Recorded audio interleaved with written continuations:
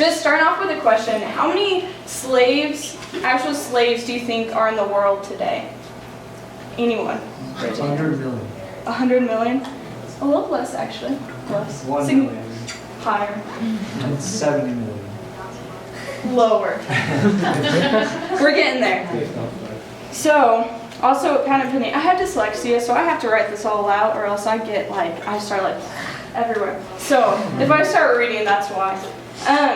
But so 36 million is actually the number of slaves that are in the world today. And I'm not just talking about oppressed people or people who have no rights. I'm talking about actual slavery. The same type that we've learned about in our textbooks. So the stuff that we think about in the past is actually still happening in the future, or in the world today. And so at this exact moment, 36 million people are enslaved to an owner with no rights. So again, that's 36 million people who are property to another person. That's more than twice the number of slaves who actually came out of the transatlantic slave trade. In fact, there are more slaves in the world today than there have ever been. And a lot of people can blame it on population increase, which is true, vulnerability as a result of warfare, or circumstances that are out of their control. However, it doesn't stop the fact that in the 21st century, there are still people who are born who will never have the right to be an individual. So in India specifically, there are 3 million people enslaved. Of that 3 million, 1 in every 3 are children. And so these children are held by force and coercion as their bodies are used for the profit of others. Suhana was one of these children. Like many others, Suhana was sold into a brothel when she was 13 years old. From that day on, every day, she was forced to do sex work. Suhana lived in a continued nightmare as her body was sold, often multiple times a night, and raped repeatedly. Now, Suhana used to wish for a miracle. She hoped that someone would come and take her out. So this is when IJM workers raided the brothel she was located in. They rescued Suhana among many other young women around her same age. And these women were placed into an aftercare facility, and they started to flourish. She was doing great. And she quickly developed a lot of relationships with different people. Specifically, one was with a young man. And this man told her he loved her and he wanted to marry her. So one morning, Suhana got up and ran away with this man. And that afternoon, he sold her back into slavery for a second time. So this is a story that is heard too often. A story of forgotten people who have no voice. It's part of a cycle of oppression that becomes incredibly difficult to break. According to the United Nations, 4 billion people live outside of the protection of the law. So this means that their public justice system, so their police, their courts, and their laws are so broken, corrupt, and dysfunctional that there's nothing to shield them from violence. So just ask yourself, what if you called the police and no one came to help you? So when you're not protected from violence, work is no longer safe.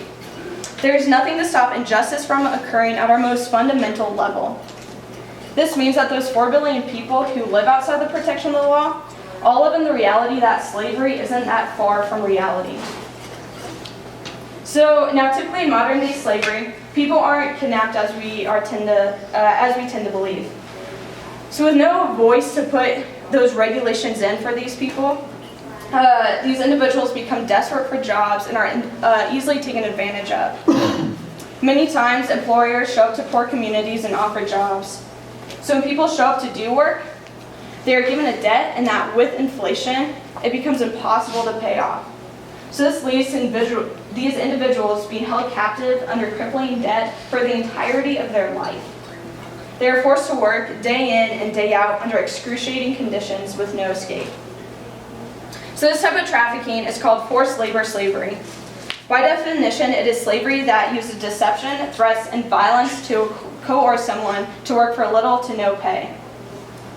Even though slavery has been outlawed in nearly every country in the world, millions of men, women, and children are working as slaves in brick kilns, rice mills, garment factories, fishing operations, and many other industries.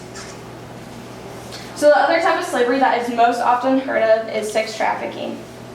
According to International Justice Mission, many times it is impoverished women and girls who are especially susceptible to trafficker schemes of deception. So this occurs because of their desperation and their economic situation leads them or their parents and guardians to take risks. These risks include accepting fraudulent job offers or insincere marriage proposals, like Suhana.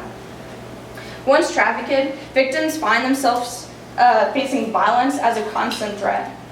In addition to serial rape, children and adults are vulnerable to physical assault from their owners, pimps, recruiters, and customers. Survivors have described being beaten by sticks, by clubs, electrical cords, and metal rods. Not only that, they're forcibly injected with narcotics day in and day out, and are forced to watch their own children being abused. These types of modern-day slavery exist because there's no one to stand up for the voiceless. In turn, these victims are continually taken advantage of. So now in Boulder, Colorado, slavery really seems like a foreign idea. To us, slavery ended in the Civil War, and despite racial tensions, slavery is no longer a tolerated practice. This is why, when I was in high school, and I heard the number of actual slaves in the world today, I was appalled. I struggled with the idea that girls my age lived in a reality that were completely different from my own. A reality in which many of these young women have been working in brothels since they were 3 to 4 years old. As a middle-class white girl from the Midwest, I recognized my privilege and knew that something had to be done.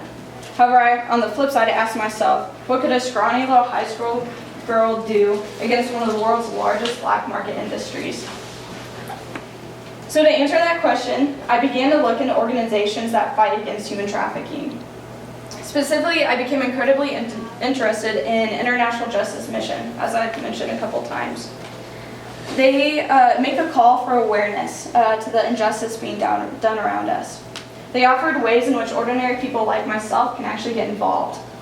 So I've listened to talks, I've read articles, and I've eventually ended up studying injustice in college through sociology. So human trafficking has become a passion for me as I've learned more about social justice and how different patterns of oppression arise. I'm obsessed with understanding how different cultural ideologies lead to the structural institutionalization of human trafficking. And while this has become a huge part of my life, I'm continually discouraged by the lack of knowledge surrounding the topic. I've come to notice that it's not because of a lack of concern among people, but it's a lack of conversation that has actually taken place about the topic. So if you're like me and you're shocked by the reality, you may ask yourself, what can realistically be done? As RAs, we are continually advocating for the idea of awareness. We stress the importance of taking a step back and looking at the world we live in. We look at how privilege affects human interaction on a structural level. We're trained to have eyes that see the bigger picture. Now, the same idea should and can be applied to human trafficking. Today, I challenge you to have awareness of the reality that 36 million people are slaves. So, as you travel abroad, be aware that not all is always as it may seem. As you take a taxi through the streets of Thailand, look down the alleys and see young girls escorting men to massage parlors. She can talk to you a lot about that. Wonderful, pretty on spot. And as you're in India and you're buying food from a vendor, look into the eyes of young boys on the nighttime show posters that hang around you. And I challenge you to understand that even in America, we aren't free from this reality. So jokes about Colfax circulate amongst you students all the time. However, have you ever realized that behind the women selling their bodies are pimps who run the entire organization? So in our own cities, people are being forced without their consent to work with no pay. They have no means of escape. So as we have the freedom to discuss these topics today, be aware of the possibility that even down the street, someone is bound to the system of human trafficking. So I started with a story about Suhana. And when we left off, she was sold back into slavery. So with the tireless efforts of IJM, 4 months later, they actually found Suhana. And this was no easy task because Suhana had actually been transported to Mumbai, which is composed of 18 million people. They were told that it was an impossible task, but they knew they couldn't give up. When Suhana was once again rescued, she broke down in tears and explained that she didn't think anyone would ever desire to actually come and save her again. While this is an incredible story of redemption, sadly it's one of the few.